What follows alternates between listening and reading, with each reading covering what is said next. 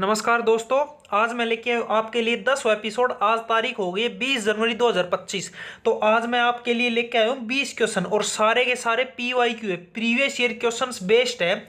जिनमें से 10 क्वेश्चन तो हमारे स्टैटिक जीके मतलब 10 क्वेश्चन तो हमारे स्टैटिक जीके है, हिस्ट्री है, ज्योग्राफी है, पॉलिटिक्स है और 10 क्वेश्चंस में है साइंस के। टोटल 20 क्वेश्चन है। 10 क्वेश्चंस में तो ये सब है और 10 क्वेश्चन साइंस में फिजिक्स, केमिस्ट्री, मैथ के है। एक बार मैं आपको बता देता हूँ, ये है ऐसे मैंने क्वेश्चन लिख रखे हैं और ये लिख रखा है कि भाई ये कब कब किस किस एग्जाम में पूछा गया है। जैसे एसएससी सीजीएल में पूछा गया 13 जून 2019 को पहले शिफ्ट में, ये ऐसे सेकंड शिफ्ट में पूछा है। ये मैंने लास्ट के 2-4 साल के लिख रखे हैं, बाकी इससे पहले ही पूछा गया है, लेकिन मैंने क्या किया है बस 2019 तक के लिख रखे हैं। ठीक है, तो आइए शुरुआत करते हैं बिना किसी देरी के। पहला क्वेश्चन है, सह्याद्री पर्वत का विस्तार खालिस्तान से लेकर भारत के दक्षिणतम बिंदु कन्याकुमारी तक है। गुजरात, महाराष्ट्र, तेलंगाना, तमिलनाडु। देखो, सह्याद्री पर्वत कहां से लेकर कहां तक है भाई साहब। आधी दुनिया ने नाम सुन रखा, उसे पता नहीं सह्याद्री होता क्या है। तो भाई साहब आपने पश्चिमी घाट सुना होगा। पश्चिमी घाट को ही हम सह्याद्री कहते हैं। सीधी बात, नो बकवास। वेस्टर्न घाट को देखो, तो वेस्टर्न घाट है, ये अपनी भारत माता है। नीचे से ऐसे ऐसे है, ये यहां पर गुजरात। ये क्या है, ये हमारा वेस्टर्न घाट है, पश्चिमी घाट, और इसे हम सह्याद्री कहते हैं। तो ये कहां से शुरू होता है, ये होता है भाई साहब गुजरात से। यही से तो शुरू होता है और कहां तक, तमिलनाडु तक जाता है, कन्याकुमारी तक जाता है। सीधा ये पूछ रखे हैं। ठीक है, अब कह रहे हैं सह्याद्री मतलब पश्चिमी घाट में टोटल कितने स्टेट है। पश्चिमी घाट वेस्टर्न घाट में कितने स्टेट है टोटल भाई साहब? 6 स्टेट है, 6 राज्य। कौन कौन से? ऊपर से शुरू करते हैं, यहां पर कौन है? गुजरात है, GUJ गुजरात। उससे नीचे आता है भाई साहब महाराष्ट्र। उससे नीचे आता है गोवा वाले बीच पे रानी आंखें मींच के। उससे नीचे आता है भाई साहब कर्नाटक। उससे नीचे आता है केरला और उससे नीचे आता है तमिलनाडु। कितने हो गए भाई? 1 2 3 4 5 6, ये 6 राज्य आते हैं।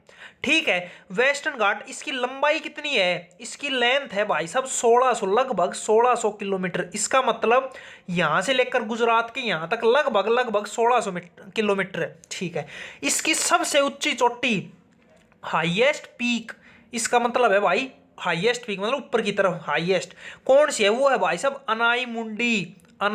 मोस्ट इंपोर्टेंट क्वेश्चन है, रट लियो, याद कर लियो, कुछ कर लियो। पश्चिमी घाट की सबसे ऊंची चोटी अनाई मुडी, सह्याद्री पर्वत की सबसे ऊंची चोटी अनाई मुडी। ठीक है, अब कुछ और बात करते हैं। देखो, ये अपनी भारत माता है। ऐसे कर लूं मैं, ऐसे भाई, ज्यादा मेरी डिजाइन अच्छी नहीं। ठीक है, एक आता है भाई साहब, ये यहां से लेकर कश्मीर से लेकर कन्याकुमारी तक लेंथ कितनी है? इसकी लंबाई है भाई साहब 3214 किलोमीटर। मोस्ट इंपोर्टेंट है। ऊपर जो सबसे ऊपर पॉइंट है उसको कहते हैं हम इंदिरा कोल कहां पर है? कश्मीर में है। ठीक है, और नीचे क्या है? ये है भाई साहब कन्याकुमारी के अंदर भी एक जगह का नाम है, यहां कर देता हूं, उसका नाम है भाई साहब केप कैमोरीन। समझ गए। सबसे ऊपर इंदिरा काल, सबसे नीचे कैमोरीन, और इसे हम इंदिरा पॉइंट भी कहते हैं। इंदिरा कोल तो ऊपर है और पॉइंट नीचे है। ठीक है, लंबाई 3214 किलोमीटर। और एक क्वेश्चन पूछा गया था RRB NTPC 12 जून 2022 को दूसरी शिफ्ट में कि कैमोरीन निम्नलिखित में से किस राज्य में स्थित है? तो कहां पर भाई से? यहां पर तमिलनाडु है, इतना तो पता होगा, नीचे। ठीक है, फिर आता है यहां से लेकर यहां तक ये। अब ये बताओ ये कितनी लंबाई है? तो ये है भाई साहब 2900 कितनी 33 किलोमीटर। ये कितनी है? 2933 किलोमीटर। कहां से कहां तक भाई साहब? ये गुजरात से लेकर यहां पर अरुणाचल प्रदेश तक। गुजरात में कहां तक? ये है भाई साहब कच्छ का रण। ठीक है, और अरुणाचल प्रदेश में कहां पर? ये है किबुथु, जगह का नाम है किबुथु। समझ गए? अब सीधी बात ये पूछेगा भाई ऐसे लंबा है या ऐसे लंबा है? अब देख लो, ये लंबी है 3214 किलोमीटर और ये सिर्फ 2933 किलोमीटर। ठीक है, दूसरी बात, एक चीज और बता देता हूं, भारत माता दोबारा बनानी पड़ेगी। ये अपनी भारत माता है। ठीक। भारत माता बन गई। अब कह रहे यहाँ से लेकर यहाँ तक तुमने डिस्टेंस तो बता दी, यहाँ मतलब कहाँ से, मतलब कितना डिग्री है यहाँ पर, ये है भाई साहब 8 डिग्री 4 मिनट से लेकर 37 डिग्री 6 मिनट तक। कैसे याद करोगे भाई, 84, 4 मिनट की ऐसी की तैसी, तुम 84 याद करो, कितना है भाई साहब 84 है, मतलब 8 डिग्री 4 मिनट। और फिर इसमें 8 में 1 गया 7, तो 37 डिग्री 6 मिनट। भाई रट लियो, याद कर लो, मतलब 84 से लेकर, और फिर 8 से ना, 8 में से एक कम होता है, मतलब लास्ट में यहाँ पर 7 आएगा ऑप्शन में। इतना तो भाई तुम्हें दे देगा कि 7 एक ही ऑप्शन में देगा, किसी में 22 देगा, किसी में 24, किसी में 37, तो 37 वाला कर देना, ठीक है। फिर आता है यहाँ से लेकर यहाँ तक, ये कितना मतलब वो है, क्या बोलते हैं उसको, जो भी है, तो ये है भाई साहब 38 डिग्री 7 मिनट से लेकर 97 डिग्री 25 मिनट। देखो 8 और फिर यहाँ पर 7 आ गए, समझ गए, मतलब 8 7 8 7, समझ लो, रट लो, याद कर लो, ऑप्शन में इतना तो पता लग जाए, बाकी भाई याद कर लो तो थारो कहनो ही के, समझ गए। चले नेक्स्ट क्वेश्चन पर। नेक्स्ट क्वेश्चन है भाई, डाचिंगम राष्ट्रीय उद्यान भारत के किस राज्य में स्थित है? जम्मू कश्मीर, हिमाचल प्रदेश, उत्तराखंड, पश्चिम बंगाल। सीएचएसएल में पूछा गया, सीपीओ में पूछा गया, एमटीएस में पूछा गया, मतलब एसएससी का favourite, one of the favourite question कह सकते हैं, और 2023 में पूछा गया ये क्वेश्चन। तो भाई साहब कहां पर है डाचिंगम? ये है भाई साहब जम्मू कश्मीर में है डाचिंगम, ठीक है, ठीक है। देखो सबसे पहले हम बात करते हैं डाचिंगम की, डाचिंगम का थोड़ा इतिहास जान लेते हैं। इसको भाई साहब 1951 में क्या किया गया, वन्य जीव अभ्यारण्य घोषित किया गया। वन्य जीव अभ्यारण्य घोषित कब किया गया? 1951 में, ठीक है। और उसके 30 साल बाद, मतलब +30 करेंगे तो 1981 में से क्या गया, राष्ट्रीय उद्यान घोषित, राष्ट्रीय उद्यान घोषित किया गया, ठीक है। अब सुनो मेरी बात, जैसे मान ले भाई 1951 से पहले क्या था, कोई छोटा मोटा गार्डन था, छोटा तो नहीं था, मतलब बड़ा था, लेकिन फिर क्या 1951 में से साल आई 1951, और तब क्या किया इसको, भाई साहब एक काम करो, वन्य जीव अभ्यारण्य घोषित करो, चलो बहुत बढ़िया बात है। और फिर उसके 30 साल बाद भाई साहब राष्ट्रीय, मतलब बहुत बड़े लेवल का उद्यान घोषित हो गया 1951, पूछ सकता है, ठीक है। एक क्वेश्चन है, एक इसमें मतलब कौन से जानवर पाए जाते हैं, तो एक तो भाई साहब हंगूल, हंगूल पाया जाता है, एंड कश्मीरी बारहसिंगा, कश्मीरी बारहसिंगा पाया जाता है। और ये क्वेश्चन पूछा गया था किसमें, ये पूछा गया था भाई साहब यूपीपीएससी सिविल सर्विसेज 2018 में पूछा गया था कि डाचिंगम में नेशनल अभ्यारण्य, मतलब जो राष्ट्रीय उद्यान, उसमें कौन से जानवर पूछा गए थे। 4 ऑप्शन थे, एक तो ये था अंगुल एंड कश्मीर बारहसिंगा, एक में कुछ और था फलाना दिखड़ा, मतलब समझ गए होंगे। तो कुल मिला के अंगुल एंड बारहसिंगा पाया जाता है। और अंगुल क्या है, जम्मू का क्या है, राष्ट्रीय पशु है, राष्ट्रीय पशु, ठीक है, ठीक है। एक ऑप्शन है भाई साहब हिमाचल प्रदेश, हिमाचल प्रदेश में क्या है भाई साहब, हिमाचल प्रदेश की बात करते हैं, इसमें भाई साहब एक है great Himalayan national park, great Himalayan national park कहाँ पर है, ये भाई साहब हिमाचल प्रदेश। 4 ऑप्शन दे देगा, सिक्किम, उत्तराखंड, लद्दाख, हिमाचल प्रदेश, तुम्हारे फिल्टर पार्ट जाएंगे। बताओ तुम देखोगे हिमालय तो सब कहीं पर है, मतलब सिक्किम में भी है, लद्दाख में भी सब कब है, तो कहाँ पर है भाई साहब, हिमाचल प्रदेश में। अब बात करते हैं उत्तराखंड की, उत्तराखंड में 2 याद कर लो भाई साहब, एक तो जिम कॉर्बेट, भाई साहब सब बच्चे को पता है, Jim Corbett national park, Bharat का सबसे पुराना नेशनल पार्क, ठीक है। और एक याद करो फुल्लो की घाटी कहाँ पर है, फुल्लो की घाटी, फुल्लो की घाटी कहाँ पर है, उत्तराखंड में है। फिर आता है पश्चिम बंगाल, वेस्ट बंगाल, यहाँ पर क्या है, यहाँ पर भाई साहब Sundarban national park, Sundarban national park, ये बच्चे को पता है, ठीक है। सुंदरबन डेल्टा भी कहाँ पर है, पश्चिम बंगाल पे। चले नेक्स्ट क्वेश्चन पर। निम्न में से कौन सा परमाणु ऊर्जा संयंत्र नहीं है, कल्पक्कम, रामागुंडम, नरोरा, रावतबाटा। तो भाई साहब कह रहे परमाणु ऊर्जा संयंत्र नहीं है, नहीं है, नहीं है, कौन सा नहीं है, तो ये है भाई साहब रामागुंडम नहीं है, क्या है, कल्पक्कम है, परमाणु ऊर्जा संयंत्र है, नरोरा है, रावतबाटा है। कल्पक्कम कहाँ पर है, कल्पक्कम है भाई साहब तमिलनाडु में, नरोरा यूपी में, यूपी का सिर्फ एकमात्र है, कौन सा है, नरोरा, ठीक है। रावतबाटा का अगर आरजे, राजस्थान के, मतलब राजस्थान में, ठीक। तो कह रहा है रामागुंडम कहाँ पर है, ये है अरुणाचल, ना आंध्र प्रदेश, भाई एपी लिख रहा हूं, अरुणाचल प्रदेश मत समझ लेना, आंध्र प्रदेश में, ठीक है। फिर भाई साहब ये क्या है, इसका सिस्टम हैंग करो। तो ये क्या है भाई साहब, ये है भाई साहब सोलर पावर प्लांट है। ये पूछ रहे परमाणु ऊर्जा संयंत्र नहीं है, ये है भाई साहब सोलर पावर प्लांट, POW है, पावर प्लांट है ये, ठीक है, न कि न्यूक्लियर पावर प्लांट। परमाणु ऊर्जा मतलब न्यूक्लियर, न कि न्यूक्लियर, CLE है, न्यूक्लियर पावर प्लांट, PP। ये परमाणु ऊर्जा मतलब न्यूक्लियर, ठीक है, पावर प्लांट, ठीक है, ठीक है। अब सुनो, तुम कैसे याद करोगे भाई साहब, और भी है सोलर पावर प्लांट, और भी है कितने भाई साहब। एक बात बताता हूँ, आपने जिस जिस टीचर से पढ़ा है ना, सबसे परमाणु ऊर्जा संयंत्र पढ़ा है आपने, नाम ही पहली बार सुना है, रामागुंडम लिखवा लो।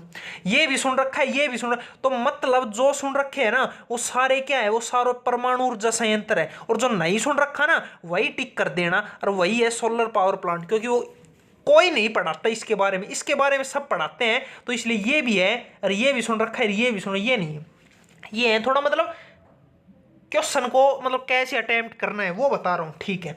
अब कुछ और पर न्यूक्लियर पावर प्लांट के बारे में बात करते हैं। एक है भाई साहब कोवाड़ा परमाणु ऊर्जा संयंत्र, कोवाड़ा परमाणु ऊर्जा संयंत्र कहां पर है भाई साहब, ये है भाई साहब आंध्र प्रदेश में। और ये भी आपने नाम कम सुन रखा है भाई साहब, रट लियो, याद कर लियो। आंध्र प्रदेश में सिर्फ 2 थे, इतना याद, मतलब और भी है लेकिन हम 2 याद कर रखे हैं, एक तो कोवाड़ा कोडा, और एक है रामागुंडम गुंडा। समझ गए नाम ही देखो यार, हरियाणा का नाम थोड़ी है रामागुंडम, अरे यार थोड़ा तो इतना दिमाग लगा लियो, ठीक है। एक भाई साहब महाराष्ट्र का याद करो, जत्तापुर कहाँ का है, जत्तापुर परमाणु ऊर्जा संयंत्र कहाँ पर है, महाराष्ट्र, MH में। एक याद करो कुडनकुलम मोस्ट इंपोर्टेंट है भाई साहब, ये है तमिलनाडु में 2 याद करो, कुडनकुलम कलपक्कम, कैसे शुरू है ना, कैसे भाई साहब लट लियो, ये दोनों खूब पूछा जाता है। एक याद करो कैग्गा कहाँ पर है, ये है भाई साहब कर्नाटक में, केटी कर्नाटक में, ठीक है। ये भी मतलब मैं घुसू जो मैं लिखवा रहा हूँ भाई साहब सारा ही मोस्ट इंपोर्टेंट है, यो भी लिखो, रट लो, बहुत पूछो जाओ से, ठीक है। चले नेक्स्ट क्वेश्चन पर। नेक्स्ट क्वेश्चन है भाई, भारत में किस वर्ष 2 सदनों वाली प्रथम निर्वाचित संसद अस्तित्व में आई, 1952, 53, 54, 55। CHSL में पूछा गया, GD में पूछा गया, CGL में पूछा गया, 2023 में, देखो आज से 1.5 साल पहले, 2023 में, आज से 2 साल पहले भाई साहब हद है। तो भाई क्या हुआ था, 1947 में अपना देश आजाद हुआ था। तब क्या किया गया, मतलब ऐसे ही किसी को वित्त मंत्री बना दिया गया, किसी को कुछ और किसी को कुछ। पहली बार जो वोटिंग हुई थी ना, वोट पड़े थे भाई साहब 1951 में, मतलब 51 में पढ़ने शुरू हुए थे, 1952 तक चले थे, ठीक है। तो पहली बार जो इलेक्शन हुए थे 1951-52 में हुए थे, ठीक है। तो भाई साहब क्या कह रहे हैं कि जो मतलब ये क्या है, मतलब दोनों संसद कब बनी, मतलब 51-52 में वोट पड़े, मई फरवरी तक वोट पड़े थे, तो इनका रिजल्ट वगैरह है, तो संसद कब बनी थी ये पूछ रहे। ये बनी थी 1952 में। कब बनी थी, ये बनी थी भाई 17 अप्रैल 1952 को पहली बार जो संसद मतलब अस्तित्व में आई थी। और ये सीधा पूछा था SSC स्टेनो में ये पूछा था कि कब अस्तित्व में आया है। इसमें तो ये दे दिया, उसमें था अप्रैल 1952, एक ऑप्शन था सितंबर 1952, फिर था 53, मतलब 2 ऑप्शन 52 के थे और 2 53 के थे। अब बताओ क्या करें, तो इसलिए भाई साहब महीना याद कर लो, अप्रैल का महीना था, समझ गए, ठीक है। अब सुनो काम की बात, अब कह रहे हैं ये तो मतलब संसद अस्तित्व में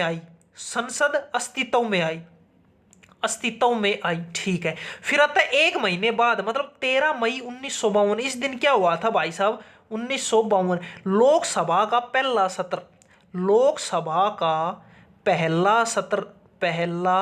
सत्र। देखो भाई फरवरी 1952 तक तो वोटिंग चल रही थी, ठीक है। फिर चलता 17 अप्रैल 1952 को रिजल्ट आया भाई, कौन प्रधानमंत्री बनेगा, कौन क्या बनेगा, कौन ये फलाना दिख रहा, सब बन गए 17 अप्रैल 1952 को। फिर 1 महीने बाद क्या है, लोकसभा का पहला सत्र, मतलब संसद जो दिल्ली है ना, वहां जाके सत्र शुरू होते हैं ना, तो वो पहली बार भारत का जो मतलब पहली बार सत्र शुरू हुआ था 13 मई 1952, 1 महीने बाद। भाई ये तारीख याद करो, ये दोनों साल याद मत करो, स्टेनो में पूछा गया था तारीख महीना, इसलिए कह रहा हूं, ठीक। अब सुनो मेरी बात, 2024 में वोट पड़े हैं, ठीक है। अब कह रहे अब की बार कौन सी लोकसभा है? 18वीं लोकसभा है। आज से 6 महीने पहले जो वोट पड़े हैं, कौन सी लोकसभा है? 18वीं लोकसभा है। ठीक है, अब सुनो, लोकसभा की पहली महिला अध्यक्ष कौन थी ये बताओ। लोकसभा की पहली फर्स्ट फीमेल महिला अध्यक्ष कौन थी बता दो भाई। ये थी भाई साहब मीरा कुमार। मीरा कुमार कब थी ये और बता दो। ये थी 2009 में, मतलब 2014 में मोदी जी आया, उसी 5 साल पहले 2009 में, जब वो के नाम से मनमोहन सिंह जो दूसरी बार प्रधानमंत्री बने ना, तब की बात है 2009 की। ठीक है, जब मैं 3rd क्लास में था। ठीक है, ठीक है। अब कह रहे पहली महिला राष्ट्रपति कौन है? फर्स्ट महिला राष्ट्रपति कौन है भाई साहब? राष्ट्रपति सबको पता है, प्रतिभा देवी सिंह पाटिल। प्रतिभा पाटिल, बस इतना ही लिख देता हूं। पहली महिला पीएम प्रधानमंत्री इंदिरा गांधी, भाई सबको पता है, बच्चे बच्चे को पता है। और इंदिरा गांधी की एक किताब पूछी थी एसएससी एमटीएस 2021 में भाई साहब, मोस्ट इसकी एक किताब है, किताब का नाम है माई ट्रूथ। सीधा पूछा था निम्नलिखित में से किसकी पुस्तक माई ट्रूथ है, तो वो आएगा इंदिरा गांधी की। एक किताब याद कर लो इसकी, वो है माई ट्रूथ, मेरी सच्चाई। ठीक है, ठीक। अब आता है पहली महिला राज्यपाल कौन है? राज्यपाल वो है भाई साहब सरोजनी नायडू। कहाँ की थी? यूपी की थी सरोजनी नायडू। ये सब भाई साहब ल्यूसेंट में लास्ट में जो है ना विविध, हाँ लास्ट में पहली महिला पहला पुरुष फलाना दिख रहा, उसमें लिख रखे हैं ये सब। ठीक है, अब कह रहा है पहली महिला आईपीएस कौन है? आईपीएस कौन है? ये भाई साहब किरण बेदी, सबको पता है। लेकिन दिक्कत एक और है, ये भाई साहब आईपीएस है। ठीक है, एक पूछा जाता है आईएएस कौन है, और आधी दुनिया इसमें कंफ्यूज होती है कि भाई किरण बेदी तो ये थी, लेकिन क्या थी, मतलब आईपीएस थी या आईएएस थी? आईपीएस थी या आईएएस थी? आईपीएस थी या फिर आईएएस थी? तो भाई साहब ये आईपीएस थी, और इसमें कंफ्यूज करेगा आपको, सीधा बता रहा हूं, बाकी तुम्हारी मर्जी। चले नेक्स्ट क्वेश्चन है भाई, लोकसभा के 552 सदस्यों में से खालिस्तान सदस्य राज्यों का प्रतिनिधित्व करते हैं। 520, 530, 540, 550। कह रहा है लोकसभा में अधिकतम मैक्सिमम कितने हो सकते हैं? मैक्सिमम भाई साहब 552 हो सकते हैं। और ये क्वेश्चन 3 बार पूछा जा चुका है। कब? आरआरबी में पूछा जा चुका है, ग्रुप डी में 18 सितंबर 2018 को दूसरी शिफ्ट में पूछा गया था कि लोकसभा में मैक्सिमम सदस्य कितने हो सकते हैं? 552। एक पूछा गया था राजस्थान पुलिस कांस्टेबल में 8 नवंबर 2020 को, पहली शिफ्ट में भी यही पूछा गया था। और एक बार पूछा गया था बीपीएससी एई 2019 में, यही क्वेश्चन पूछा गया। ठीक है, तो भाई कैसे होते हैं 552 सदस्य? 552 कैसे होते? ये होते हैं भाई साहब 530 + 20 + 2। कैसे भाई? 500 मैक्सिमम इतने हो सकते हैं। 530 तो कहाँ से आएंगे? ये आएंगे भाई साहब डिफरेंट राज्यों से, हरियाणा, मतलब राजस्थान, यूपी, मध्य प्रदेश, गुजरात, तमिलनाडु, फलाना दिखड़ा। तो कहाँ से आएंगे? 530 सदस्य तो आएंगे राज्यों से। और यही क्वेश्चन पूछ रहा है कि राज्यों से कितने आते हैं। फिर भाई साहब ये 20 कहाँ से आएंगे? ये आएंगे यूटी से, मतलब यूनियन टेरिटरी क्या बोलते हैं, केंद्र शासित प्रदेश, जैसे दिल्ली से आते हैं ऐसे। ठीक है, फिर आते हैं 2 सदस्य का, दिल्ली हो गया, पुडुचेरी हो गई। 2 सदस्य कहाँ से आते हैं? ये आते हैं, नहीं आते थे। कहाँ से आते थे? ये थे भाई साहब एंग्लो इंडियन। और जिसका राष्ट्रपति है ना, वो चयन करता था भाई साहब 2 सदस्य अपनी मर्जी से, जिसको भी बनाते थे। लेकिन अब ये खत्म हो चुका है। कौन से संविधान संशोधन से? 104वें संशोधन, 104वां संविधान संशोधन से इसको भाई साहब खत्म किया जा चुका है। अब नहीं सिलेक्ट। ठीक है, लेकिन वर्तमान में कितने सदस्य हैं? वर्तमान में सदस्य वो है भाई साहब 545। क्या कह रहे हैं? मतलब 552 हो सकते हैं, मतलब मैक्सिमम है सकता है, इससे 553 नहीं हो सकते। कम चाहिए कितने कर लो, तो मतलब कितने तो नहीं, मतलब उसकी भी लिमिट है, लेकिन कम चाहिए हो सकते हैं। तो कम कितने हैं? कम है, मतलब आज के टाइम में 545 सदस्य है। ठीक है, 7 सदस्य चाहिए और बना लो, कोई दिक्कत नहीं है। ठीक है, अब बात करते हैं भाई साहब राज्यसभा की। राज्यसभा में क्या होता है? राज्यसभा में होते हैं 238 + 12 कितने होते हैं भाई? समझ गिनती नहीं आती। 250। मतलब राज्यसभा में कितने मेंबर होते हैं? 250 होते हैं। ठीक है, जिसमें से 238 तो कहाँ से आएंगे, ये आएंगे विभिन्न यूटी से एंड स्टेट से, मतलब राज्यों से और केंद्र शासित प्रदेश से आएंगे। और 12 सदस्य राष्ट्रपति नमोन्वित करता है, क्या बोलते हैं, नमोन्वित जो भी है। तो राष्ट्रपति 12 सदस्य करते हैं, इसमें बंद कर दिया लोकसभा में, लेकिन राज्यसभा में करता है। और ये आते हैं यूटी और स्टेट से। ठीक है, ठीक है। अब आता है, एक आता है अनुच्छेद 81, मतलब 79, 80 और 81। ये सब क्या कहते हैं, ये सब 79 तो कहते हैं भाई साहब मतलब संसद के बारे में, 80 कहता है राज्यसभा के बारे में, और 81 कहता है लोकसभा के बारे में। मतलब ये क्या, ये जो है ना, ये इतने सदस्य होंगे, ये सब 81 में कहा गया लोकसभा वाले, राज्यसभा वाले 80 में कहा। जो भी राज्यसभा काम मतलब सब की जो भी समझ गो ना, 80 के आर्टिकल 80 में राज्यसभा के लिखा पोथी है, 79 में संसद की। ठीक है। तो एक क्वेश्चन और है, एमपी पुलिस एसआई में 28 क्या बोलते हैं 10 से अक्टूबर 2017 को पहले सीट में पूछा गया था कि जो है ना, लोकसभा में 552 सदस्यों में से केंद्र शासित प्रदेश से कितने आते हैं। मतलब इस क्वेश्चन में तो राज्यों के बारे में पूछा है 530, लेकिन उसमें पूछा था केंद्र शासित कितने आते हैं, वो आते हैं भाई साहब 20। समझ गए, इसलिए मैंने पढ़ा है यूटी से इतने आते हैं, नहीं मैं इतना ही पढ़ा सकता था। ठीक है।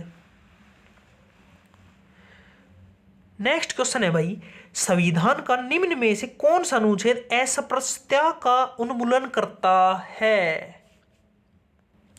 तो भाई साहब कौन सा अनुच्छेद है, वो अनुच्छेद 17 है, अस्पृश्यता छुआछूत का अंत करता है। 18 क्या कहता है, 18 कहता है भाई साहब उपाधियों का अंत।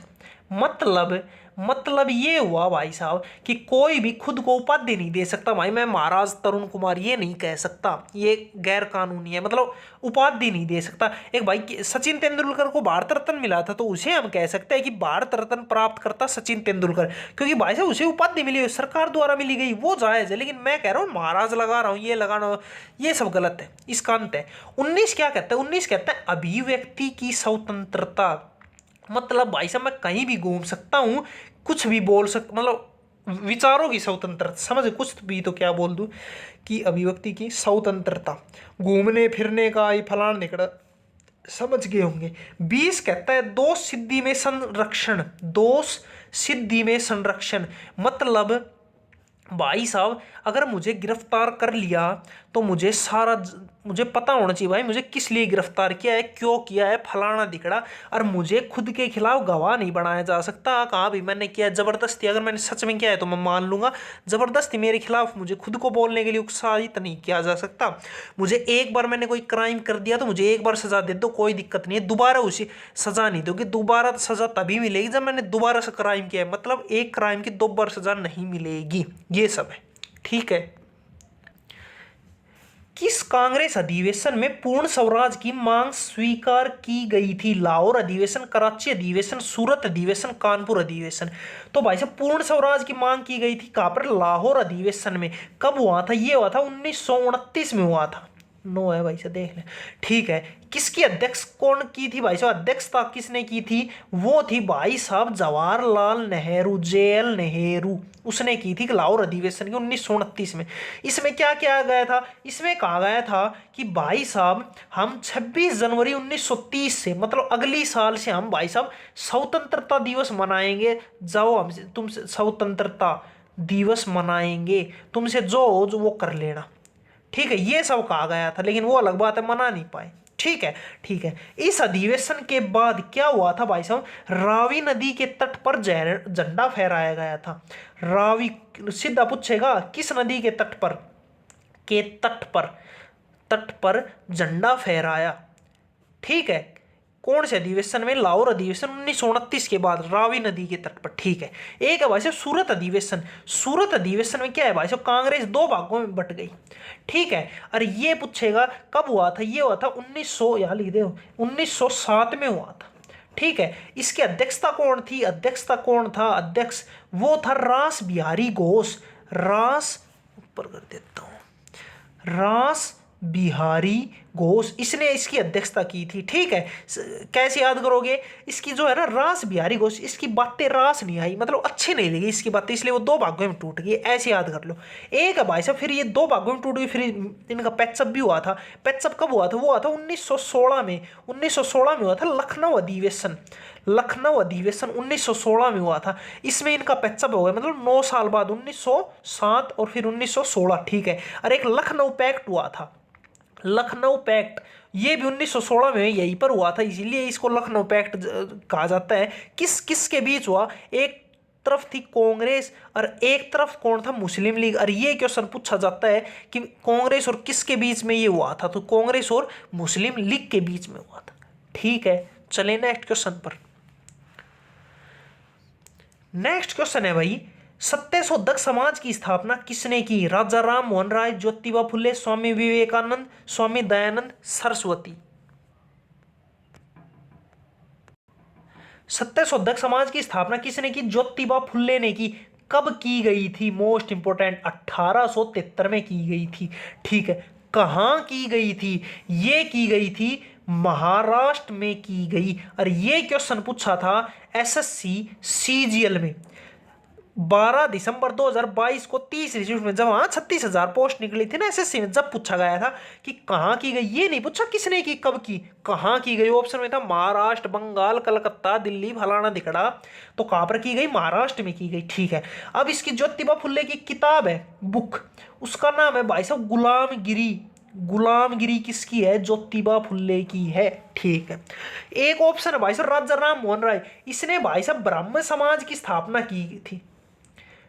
ब्राह्मण समाज की स्थापना, ब्राह्मण समाज की स्थापना कब की थी? ये की थी भाई साहब 1829 में की थी। ठीक है, एक ऑप्शन है स्वामी विवेकानंद। स्वामी विवेकानंद है ना, इसके हैप्पी बर्थडे कब हुआ था, मतलब हैप्पी बर्थडे कब आता है? ये आता है भाई साहब 12 जनवरी को। और 12 जनवरी को हम कौन सा दिवस मनाते हैं? राष्ट्रीय युवा दिवस। राष्ट्रीय युवा दिवस, नेशनल यूथ डे दिवस कब मनाते हैं? 12 जनवरी, मतलब आज 20 तारीख हो गई ना, 8 दिन पहले बनाया था। ठीक है, ठीक है। एक है भाई साहब स्वामी दयानंद सरस्वती, इसने कहा था वेदों की ओर लौटो। इसने एक नारा दिया था, क्या दिया था? वेदों की ओर लौटो भाई, अपने घर जाओ, इसी में तुम्हारी भलाई है। ठीक है, ये किसने दिया था? इसी ने दिया था। इसने आर्य समाज की स्थापना की थी। आर्य समाज की स्थापना कब की थी? 1875 में की थी। देखो 1873 की बात है, तब कौन था? ज्योतिबा फुल्ले था। और उसके 2 साल बाद आया गया कौन? स्वामी दयानंद सरस्वती। इसने तो किसकी स्थापना की थी? सत्यशोधक समाज की। और इसने की थी आर्य समाज की, इसलिए रट लियो, ऐसे है। ठीक है, एक और याद कर लो भाई साहब, ये क्या नाम है राष्ट्रीय, ये इसने स्वामी विवेकानंद ने किया। इसने रामकृष्ण मिशन, रामकृष्ण मिशन की स्थापना किसने की थी? स्वामी विवेकानंद। ठीक है, चले भाई, आज यार एक दिक्कत है। दिक्कत ये है कि मेरे फ़ोन में स्पेस बहुत कम बच रहा है और मुझे 11 क्वेश्चन कराने हैं, तो हो सकता है ये वीडियो बीच में बंद भी हो सकती है। इसलिए भाई थोड़ा देख लेना, पूरे करा भी नहीं पाऊँ। देखो जल्दी जल्दी कराऊंगा तो फिर वही बात है, सारे क्वेश्चन नहीं करा पाऊंगा। मतलब देखो नेक्स्ट है भाई, कौन सी घटना गांधी जी द्वारा असहयोग खिलाफत आंदोलन के अंत की वजह बनी? जलियांवाला बाग हत्याकांड, बाल गंगाधर तिलक की मृत्यु, रोल एक्ट का पारित होना, चोरा चोरी घटना। कह रहा है जो ये असहयोग आंदोलन चल रहा था ना और खिलाफत, उसको बंद कर दिया गया। मतलब क्या दिक्कत हुई, क्या तकलीफ हुई कि बंद हुआ? ये ऑप्शन थे भाई, बताओ। तो भाई क्या था? सबसे पहले बात करता हूं खिलाफत आंदोलन कब शुरू हुआ था। ये शुरू हुआ था 1919 में। ठीक है, असहयोग 1920 में शुरू हुआ है। और इन दोनों को मिला दिया है, देखो एक साथ, मतलब के अंत की वजह बनी, मतलब इन दोनों के अंत, मतलब ये दोनों आंदोलन फिर एक साथ मिल गए थे। अब सीधा पूछा था एसएससी सीपीओ में 25 नवंबर 2020 को दूसरी शिफ्ट में कि जो असहयोग आंदोलन और खिलाफत आंदोलन को किसने मिलाया था? और ये मिलाया था भाई साहब अपना गांधी जी ने। समझ गए? समझ गए। ठीक है, फिर आता है भाई साहब किसकी वजह से बंद हुआ? ये हुआ था चोरा चोरी घटना हुई थी, उसकी वजह से। कब हुई थी? ये हुई थी भाई साहब फरवरी 1922 में हुई थी। महीना याद कर लो, मोस्ट इंपोर्टेंट है। 1952 जिसकी वजह से इन्होंने, क्या हुआ था भाई साहब, एक मतलब गोरखपुर में क्या हुआ था, एक वो था पुलिस थाने को आग लगा दी थी लोगों ने। ठीक है, और उसमें कई पुलिस वाले बेचारे मर गए थे, मारे गए, जिसकी वजह से गांधी जी मतलब हिंसा नहीं चाहते थे, इसलिए इसको रद्द करना पड़ा। ठीक है, मतलब गांधी जी उनका विद्रोह कर रहे थे अंग्रेजों का, लेकिन जो जिन्होंने आग लगाई ना उन्होंने कुछ और ही समझ लिया कि भाई साहब लगा दो, देख खिंचाई जो होगा, फूक दो सब जला दो, तो उन्होंने जला दिया। लेकिन गांधी जी ने इसका मतलब निंदा की थी इस चीज की। ठीक, फिर आता है खिलाफत आंदोलन। खिलाफत आंदोलन की बात करते हैं। खिलाफत आंदोलन, इसकी शुरुआत किसने की थी? इसकी शुरुआत दो भाई थे, दो भाई, दोनों तबाही। वो थे कौन? मोहम्मद अली। मोहम्मद अली जिन्ना, ना मोहम्मद, ना अली जिन्ना नहीं, मोहम्मद अली और शौकत अली। शौकत अली ने की थी। और ये क्वेश्चन पूछा गया है DSSB TGT 10 अक्टूबर 2021 को कि शुरुआत किसने की थी? दो ऑप्शन, मतलब मोहम्मद अली और शौकत अली ने की थी। ठीक, एक है भाई साहब जलियांवाला बाग हत्याकांड। कब हुआ था? ये हुआ था 13 अप्रैल 1919 को हुआ था। क्या हुआ था? एक भाई साहब रोलेट एक्ट पारित किया था। इसमें यह था बिना अपील बिना दलील, मतलब अंग्रेजों का जब मन करे ना, जब किसी को भी कभी भी बंद कर सकते हैं जेल में। ठीक है, बंद करें। और इसके तहत दो लोगों को बंद किया था। देखो लो, मोस्ट इंपोर्टेंट नाम लिखना है। एक का नाम था सत्यपाल एंड एक का नाम था डॉक्टर सैफुद्दीन किचलू। इनको इन्होंने बंद किया था। ठीक है, इन्होंने कहा था हम किसी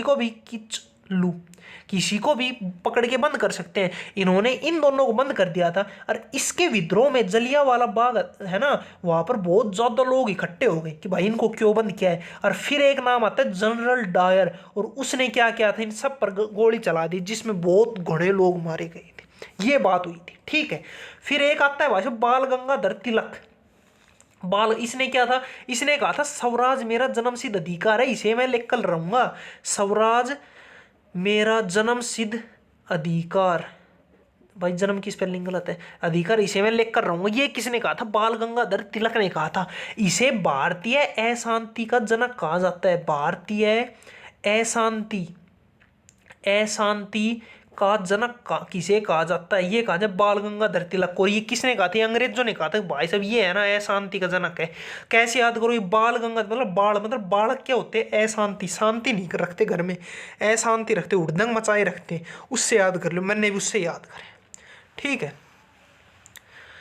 नेक्स्ट क्वेश्चन है भाई, लॉर्ड कर्जन का संबंध निम्न में से किस घटना से? बजट प्रणाली की शुरुआत, बंगाल का विभाजन, भूटान युद्ध, डूरंड आयोग का गठन। बहुत ही सरल है।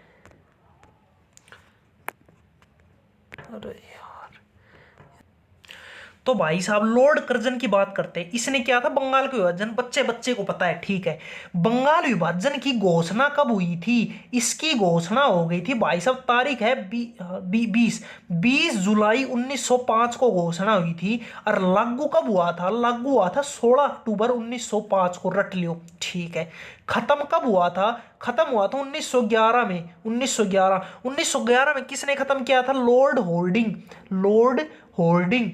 मतलब उस टाइम भारत का वाइसराय कौन था? लॉर्ड होर्डिंग था। इससे मतलब होर्डिंग जो मतलब बाजारों में लगे रहते हैं ना, होर्डिंग है ना, उससे याद कर लो होर्डिंग। ठीक है, क्या हुआ था 1911 में? एक बात हो रही थी जो मतलब के कोलकाता से दिल्ली जो राजधानी है ना, ये स्थानांतरित होने की घोषणा हुई थी। मोस्ट इंपोर्टेंट 1911 में घोषणा हुई थी कि भाई हम ऐसे ऐसे इसको वहां स्थानांतरित करेंगे। लेकिन हुई कब? 1912 में हुई कब? 1912 में दिल्ली से, मतलब कोलकाता से दिल्ली जो कैपिटल है ना, राजधानी, वो स्थानांतरित हुई थी। ठीक है, अब सुनो मेरी बात, एक बात और करो, कर्जन से याद क्या करो कि भारतीय विश्वविद्यालय अधिनियम कब आया था? भारतीय विश्वविद्यालय अधिनियम कब आया था? ये आया था 1904 में। मोस्ट इंपोर्टेंट है, काफी बार पूछा जाता है कब का है। 1904 को। एक कर्जन ये याद कर लो, 1905 होगा। ठीक है, एक है भाई साहब बजट प्रणाली की शुरुआत। ए ऑप्शन यहां लिख दो भाई, ए लिख के, ए ऑप्शन।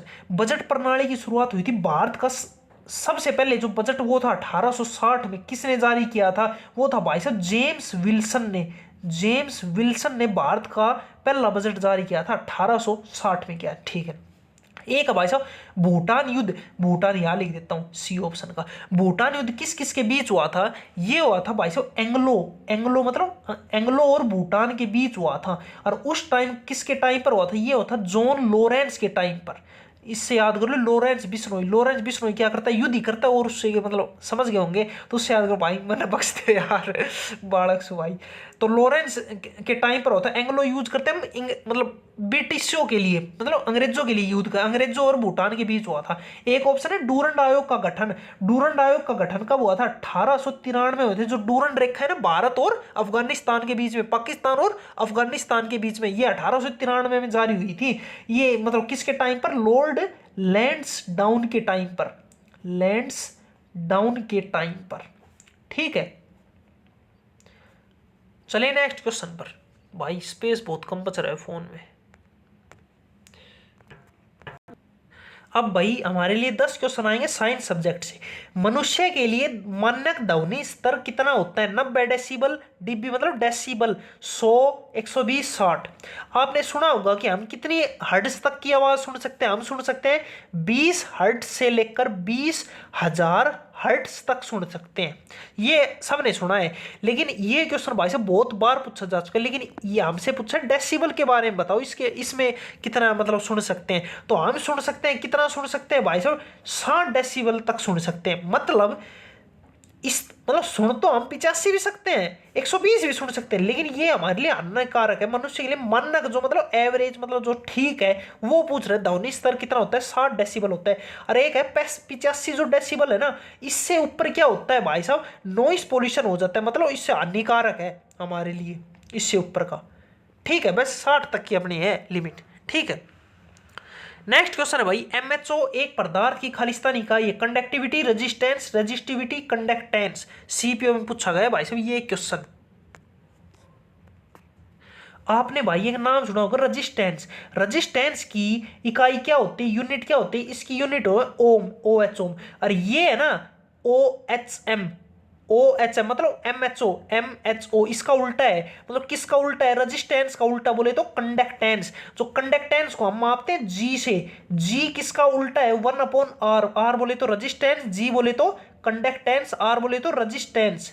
ठीक है, इसका उल्टा होता है। देखो इसकी ओम होती है तो इसकी एम एच ओ होती है। ठीक है, ठीक है। अब सुनो मेरी बात, इसकी एस आई यूनिट क्या होती है? एस आई यूनिट क्या होती है? इसकी एस आई यूनिट होती है सीमंस, SIEMENS, सीमंस। मतलब एस आई यूनिट तो सीमंस होती है, लेकिन ये क्या है? ये भी एक यूनिट है इसकी, किसकी? एमएचओ। किसकी है? कंडक्टेंस की। रेजिस्टेंस क्या करता है? जो करंट है ना, करंट यहां से लेके यहां जाएगा तो उसको रोकता है, फ्लो को रोकता कौन है? रेजिस्टेंस। और ये क्या है? इसका उल्टा है। उल्टा है मतलब ये इसको पास करने जाता है, जा सिमरन जा जी ले अपनी जिंदगी, वो सब करता है। ठीक है, नेक्स्ट क्वेश्चन है भाई, 1 पाउंड इज इक्वल टू खालिस्तान आउंस 12, 16, 18, 20। भाई साहब ये क्वेश्चन आपने बहुत कम सुना होगा, पहली बार देखा होगा, एमटीएस में पूछा गया था। देख लो, मैं मिट्टी गोली नहीं दे रहा। तो भाई साहब 1 pound is equal to 16 ounce कितने होते हैं? 1 पाउंड में 16 आउंस होते हैं। ठीक है, अब कह रहे हैं 1 आउंस में कितना ग्राम होते हैं? वो होते हैं भाई साहब 28.3 ग्राम होता है 1 आउंस में। ठीक है, 1 किलोग्राम में कितने पाउंड होते हैं? 2.2 पाउंड होते हैं। और ये क्वेश्चन पूछा गया था इसरो में, SAC 6 नवंबर 2016 को इतने। अब सुनो हमारी बात ये सुनो भाई, मेरी वीडियो कभी भी किसी भी टाइम बंद हो सकते हैं क्योंकि स्पेस बहुत कम बच रहा है, इसलिए भाई जितने क्वेश्चन कराऊं उतने ही ठीक है। बाकी कल मैं ज़रूर करा दूंगा भाई, सिर्फ 500 MB स्पेस बच रहा है मेरी में, लेकिन चलो मैं जल्दी जल्दी कराता हूँ जितने क्वेश्चन हो सकते हैं। ठीक है, सबसे पहले बात करते हैं रडार। रडार को इंग्लिश में RADAR। रडार की फुल फॉर्म क्या होती है? RADA। रडार की होती है रेडियो डिटेक्शन एंड रेंजिंग। और ये क्वेश्चन पूछा गया था कब? WBCS west Bengal service civil services में प्रीलिम्स में 2017 में पूछा गया। एक पूछा गया RPF SI में 2019 में पूछा गया कि रडार की फुल फॉर्म क्या है? Radar radio detection and ranging. ठीक है, तो रडार में रेडियो आ रहा है ना, तो इसमें कौन सी तरंगे होती है, कौन सी वेव होती है? वो रेडियो ही होती है। सीधी बात, रटने की जरूरत है, रडार में रेडियो तो रेडियो। ठीक, अब आता है इनकी वेवलेंथ फ्रीक्वेंसी का मतलब, एक मैं याद करा देता हूँ। देखो एक फॉर्मूला है, rich man in various Victoria. देखो rich man in Victoria uses extra gold. ये क्या है? एक फॉर्मूला है भाई से, मतलब सरल ट्रिक है ये। देखो रिच, R से याद करो रेडियो, M से याद करो माइक्रोवेव, I से याद करो इंफ्रारेड, वी से याद करो वोइलेट, यू से याद करो यूवी, एक्स्ट्रा मतलब एक्स रे, और इससे जी से गामा रे। ठीक है, ठीक है, 3 3 6 ये 7 रे होगी। ठीक है, यहाँ पर क्या होता है, इस साइड से क्या है, हाई वेवलेंथ है। सबसे ज़्यादा हाई वेवलेंथ किसकी होती है, ये होती है लैम्डा, मतलब इसकी होती है। फिर इसकी कम कम कम, यहाँ पर होते हैं लोवेस्ट वेवलेंथ, वेवलेंथ इसकी, मतलब सबसे ज्यादा, उससे कम, उससे कम, उससे कम, उससे कम, उससे कम, उससे कम, ऐसे ये है रिच मैन इनविक्टर। अब कहता है वेवलेंथ है ना, ये उल्टा होता है फ्रीक्वेंसी का। तो अगर ये हाई फ्री वेवलेंथ होगी तो यहाँ पर लोवेस्ट फ्रीक्वेंसी होगी, और यहाँ पर हाईएस्ट फ्रीक्वेंसी होगी। मान रहे हो या नहीं? ठीक है, और ऐसे यहाँ पर लोवेस्ट एनर्जी होती है और यहाँ पर हाईएस्ट एनर्जी होती है। भाई साहब रट लो ये चीज़, ये फिर आपको कोई दिक्कत नहीं आएगी। ठीक है, ठीक है, चले नेक्स्ट क्वेश्चन है भाई, खालिस्तान के अनुसार उस क्षेत्र के द्वारा विभाजित बल के बराबर जिस पर यह कार्य करता है। देखो सीधा बात, कुछ नहीं पूछ रहा, उस क्षेत्र के द्वारा विभाजित बल मतलब फोर्स इज इक्वल टू जिस पर यह कार्य करता है, ये कह रहा पास्कल्स लॉ।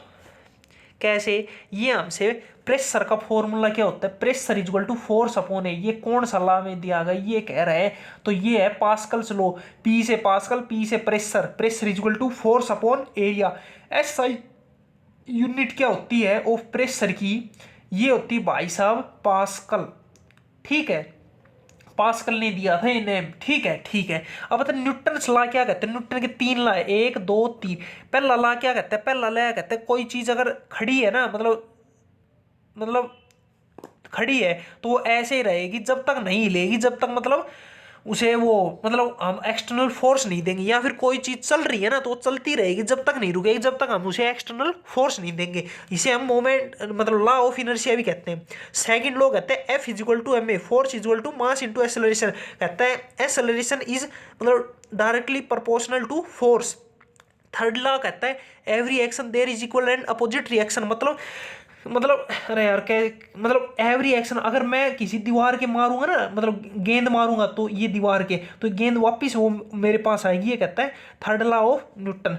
हुक्स लॉ क्या कहता है, हुक्स लॉ कहता है भाई साहब, हुक्स लॉ ये कहता है एफ इज इक्वल टू मतलब डायरेक्टली प्रोपोर्शनल, मतलब कोई वो है, ये क्या बोलते हैं, स्प्रिंग है।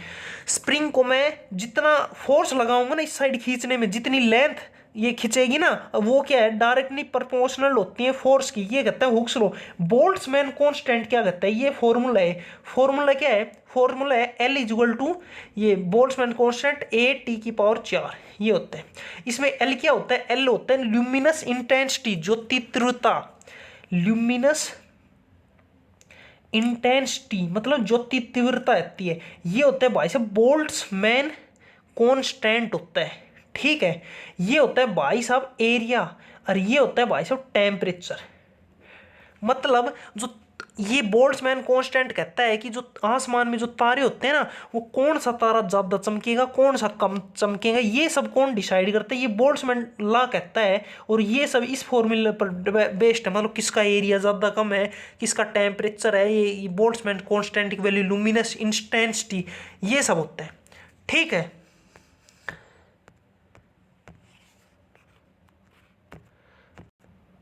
बाकी भाई मैंने क्वेश्चन लिख रखे हैं, देखो 16 नंबर, 17 नंबर, 18 नंबर और 19 नंबर और 20 नंबर। लेकिन भाई मैं आपको कराऊंगा नहीं, इसका एक ही रीजन है, रीजन ये है कि भाई साहब स्पेस बच रहा है 200 MB, और ये वीडियो कभी भी बंद हो सकती है, इसलिए आपसे मैं माफ़ी चाहूँगा। कल मैं अपने फ़ोन का स्पेस को क्लियर करूँगा, सब कुछ जो भी एक्सटर्नल फालतू चीज़ें उन्हें डिलीट करूँगा, और फिर कल ये 5 क्वेश्चन कराऊँगा, और कल फिर मतलब कल की वीडियो टोटल कल 20 क्वेश्चन करा दूंगा। माफ़ी चाहता हूँ इसके लिए। बाकी वीडियो अच्छी लगे लाइक करो, शेयर करो, सब्सक्राइब हो। भाई साहब बहुत मेहनत लगी है, मतलब मैं कह रहा हूँ बहुत ज़्यादा मेहनत लगती है भाई, मतलब यार क्या समझाऊँ। पहले क्वेश्चन लिखो, फिर देखो भाई कब आया था कब ना, फिर खुद एनालिसिस करो, मतलब पढ़ो भाई के क्वेश्चन बन सकते हैं, ये फलाना दिखड़ो, फिर समझाओ, 1 घंटा की वीडियो बनाओ, फिर अपलोड करो। थोड़ा बहुत एडिट तो नहीं करता, पर फिर भी बहुत टाइम लग, कम से कम 5 से 6 घंटे लगते हैं भाई साहब, आराम से आराम से। बाकी भाई वीडियो अच्छी लगा तो लाइक शेयर सब्सक्राइब करो। ठीक है, एक आधे क्वेश्चन और करा दूँ, अरे यार छोड़ यार, कभी बंद है जब बीच में बंद है जब फिर दिक्कत हो जाएगी। ठीक है माफ़ करिए नहीं यार, बताओ मेरे कुछ जा रो थोड़ी है, मतलब मैं करा दूँ भाई मेरे की दिक्कत से, क्यों संदावन लिख रखा है, लेकिन बस दिक्कत यही है फिर बीच में बंद हो जाएगी। सिर्फ 150 MB बच रहा है अब तो फिलहाल। ठीक है राम राम। बाकी भाई अपना PDF चैनल ज्वाइन कर लो ना, अपना टेलीग्राम चैनल कर लो, वो परीक्षा नगर नाम है, और अपनो इंस्टाग्राम पे भी कर लो, वहाँ पे परीक्षा नगर ही नाम है। ठीक है। अरे बेटी